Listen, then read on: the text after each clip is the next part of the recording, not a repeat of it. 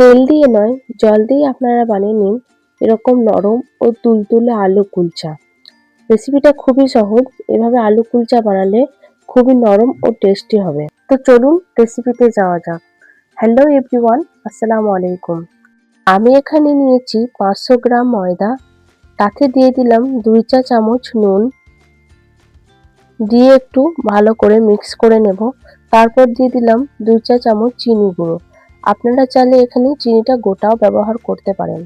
তারপর মাঝখানে একটু ফাঁকা জায়গা করে নেব। তারপর দিয়ে দিলাম 4 চা চামচ ফেটিয়ে রাখা টক দই। তারপর দিয়ে দিলাম 1.5 চা চামচ বেকিং পাউডার। তারপর দিয়ে দিলাম 1 চা চামচ বেকিং সোডা। দিয়ে ওটাকে খুব ভালো করে মিক্স করে নেব ফার্মেন্ট হবার জন্য। আপনারা চাইলে এখানে ইস্ট দিয়েও বানিয়ে নিতে পারবেন। তারপর দিয়ে দিলাম 1 চা চামচ সাদা তেল। তেলটা দিয়ে কিছুক্ষণ মতো ছেড়ে রেখে দিলাম। তারপর হাতের সাহায্যে আমি খুব সুন্দরভাবে এখানে মেখে নেব।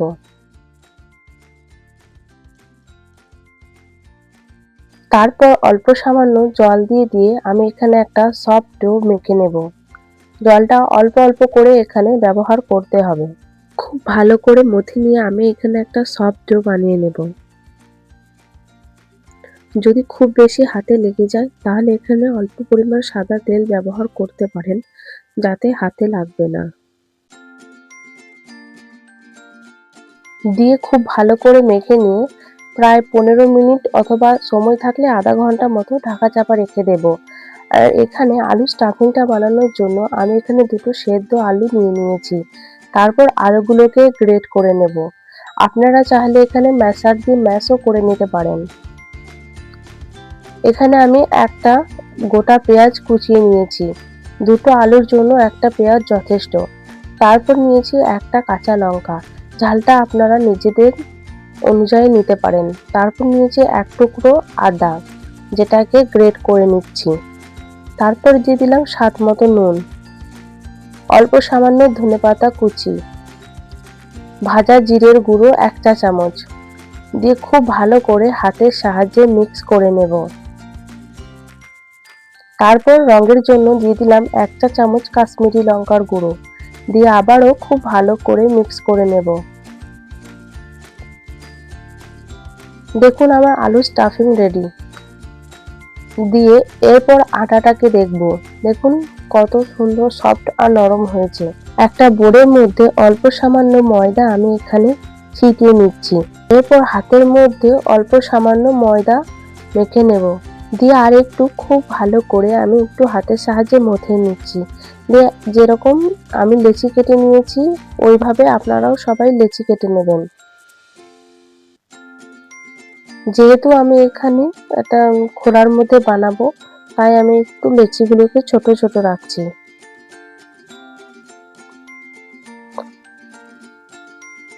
এইভাবে আমি সব লেচিগুলোকে কেটে নেব। আমার এই ভিডিওটা যদি আপনাদের ভালো লাগে অবশ্যই আমার চ্যানেলটাকে সাবস্ক্রাইব করে দেবেন আর ভিডিওটাতে একটা লাইক করে দেবেন।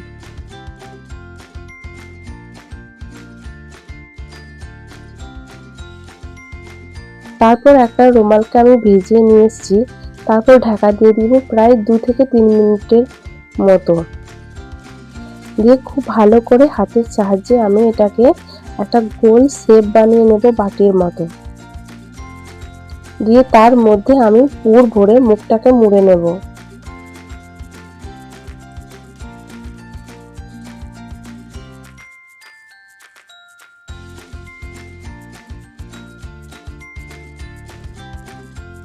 এভাবে সবগুলো আমি মুখ মুড়ে নিব।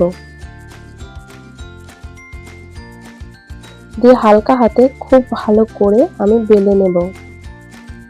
খুব একটা বড় করে বেলবো না।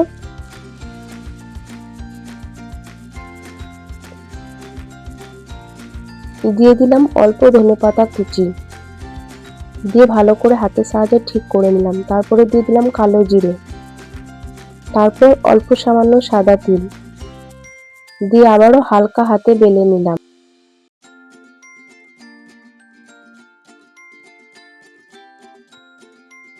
এইভাবেই সবগুলোকে আমি একটা একটা করে বানিয়ে নেব।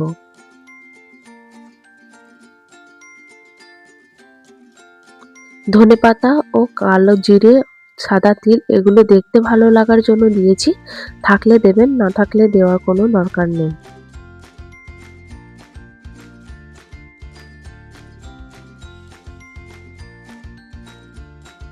খুব বড়ও না খুব ছোটও না একটা ফ্রাই প্যান নিয়েছি। ফ্রাই প্যানটা যখন খুব গরম হয়ে যাবে তার মধ্যে দিয়ে দিলাম অল্প সামান্য জল। জলটা এভাবে ফুটে উঠলে দিয়ে দিলাম বানিয়ে রাখা কুলচা। তারপর একটা ঢাকা চাপা দিয়ে দেব। আপনাদের ঢাকনাতে যদি ফুটো থাকে তাহলে সেটাকে কিছু দিয়ে বন্ধ করে দেবেন। তারপর জলটা শুকিয়ে গেছে, এরপর উল্টে নেব। উল্টাতে একটু অসুবিধা হলেও কোনো ব্যাপার নেই, খুব সুন্দরভাবে উল্টে যাবে। তারপর উপর দিয়ে দিয়ে দিলাম ঘি। আপনারা চাইলে বাটার অথবা তেলও দিতে পারেন। খুব ভালো করে উল্টে পাল্টে আমি সব দিকেই ঘি দিয়ে সুন্দরভাবে সেঁকে নেব।